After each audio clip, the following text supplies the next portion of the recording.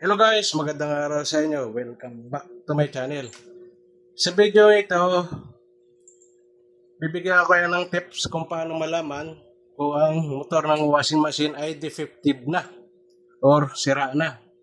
Ibig sabihin, defektibo na siya. Sunog na siya. May putol ang winding. Kaya, yan ang gagawa natin ng video ngayon.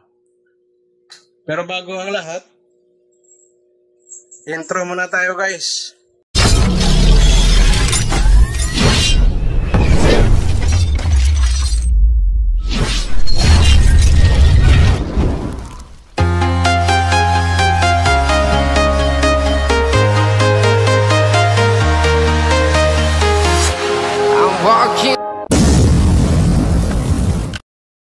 Ngayon guys, babalik tayo dito sa video natin kung saan bibigyan ko kayo ng tips kung paano malaman kung ang motor ay sira na or defektibo na siya. Pero mayroon tayong isa-shoutout muna na si Epistola Joey from Pangasinan. Shoutout sa iyo sir. Salamat sa pag-subscribe at sa pagtangkilik sa ating channel. Ngayon, gagamitan natin ang multimeter. Ito ang gagamitin natin ay clamp ammeter. Ilagay natin, pag mag-test tayo, ilagay natin sa ohm selector, yung selector knob ng multimeter natin. Para malaman natin kung may resistance pa yung winding ng motor ng washing machine. Ito ay sira na guys na motor ng washing machine. Pag umusok na, ibig sabihin, sira na. Tingnan nyo naman yung appearance niya. Sunog na sunog na. Kaya paano natin malaman? Ang standard pala guys, karamihan sa washing machine, ito yung blue ay laging nasa common.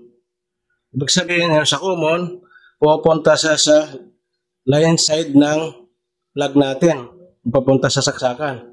Ito naman yung red, magiging forward natin. Ito yung dilaw, magiging reverse natin. Vice versa, kahit magkapalit-palit yan. Ito yung pumupunta sa kapasitor.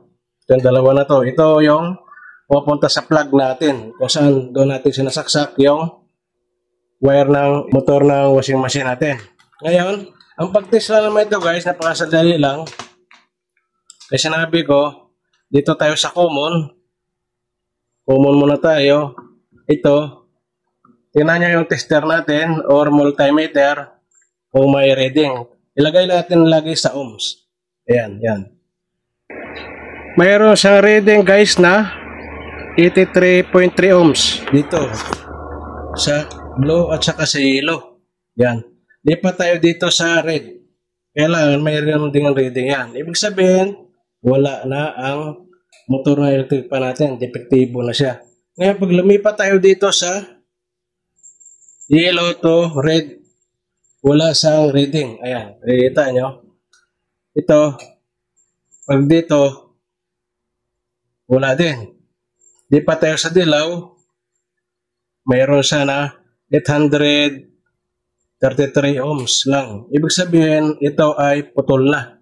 Kasi pag nagtitest tayo dito sa ganito, ito yung kinukuha natin ng resistance, yung naiwan, yung nawawala. Ibig sabihin, ito yung red ay putol na or defektibo na. Tapos, di pa tayo dito sa red to yellow, red to blue, wala siya. Tapos, blue to yellow,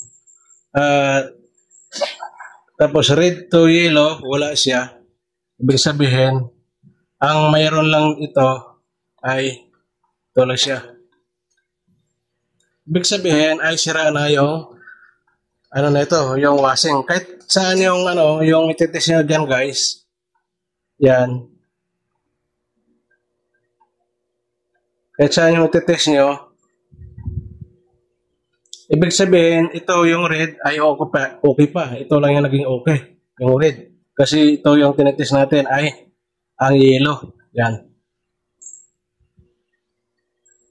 Pero pagdating dito, putol. Pagdating dito, putol siya. Yan. Ibig sabihin, ito lang yung okay. Pero itong dalawa ay wala na. Tapos, pag nag-test pa kayo dito, tingnan nyo naman yung kung shorted siya sa motor. Kiskis nyo itong isa dito. Ayan, tingnan nyo, shorted siya. Mayroon siyang shortage. Ibig sabihin, yung winding ay shortage na sa body ng motor. Ayan. May reading na yung tester natin. Tapos lipat tayo dito sa red. Yung red, wala dahil siya ay okay pa. Okay pa yung winding. Lipat tayo sa dilaw. Yan. Mayroon din siya. Kaya yung tinis natin kanina, ito yung nagiging okay. Yung dilaw, mayroon siyang shortage sa body ng motor. At saka yung blue, mayroon siyang shortage sa body ng motor din. Ayan. May reading yung, may resistance yung ano natin, multimeter. Ngayon, yung red, eh wala siya dahil siyang okay. Dahil pag binasihan natin dito, ito yung may resistance. Ayan. Tinanong nyo, 834 ohms or 833 ohms. Ibig sabihin, pag nagtitest kayo ng ganito, ito yung kinukunan nyo ng resistance. Ito yung red. Ibig sabihin yung red ay okay pa. Standard, guys, sa mga ganitong color code ng motor, ng electric fan, ito yung naging common natin. Ulitin natin. Ito yung yellow. Ito yung red. Ay ang magiging running or starting nyo or forward and reverse. Or CSR nyo. Ito yung common. Ito yung running. Ito yung starting. Ito yung forward at saka reverse. Ngayon gagawa tayo ng diagram para mabilis nyo maintindihan. Ito yung ano natin. Halimbawa, ito yung motor natin. Yan. Ito yung motor natin. Motor. Yan, ito yung wire. Ngayon, ito ay kapasitor. Kapasitor yan, dito.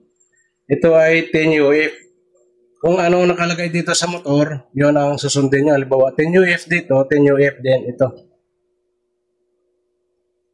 Kapasitor. Yan. Tapos ito yung naging common nyo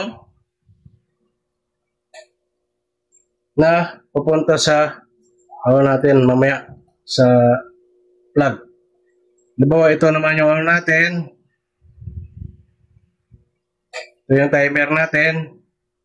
Ang timer natin may naka-wire yan, nakahiwalay. Yung isa malayo. Tapos ito ay nagkadikit. Itong dalawa, magkadikit yan. Tapos mayroong dito, yan ang jumper. Ito. Ayan, naka-jumper yan dyan. Tapos ito, yung dalawa nakadikit na malapit sa timer. Ito yung dalawa. Itong dalawang wire na malapit, magkadikit. Yan ang pupunta dito sa natin. Sa 10 UF na kapasitor. Dito natin i-connect yan. Yan. Tapos dyan. Tapos ito naman yung ito naman yung pumunta sa plug ito ng saksakan natin. Yan.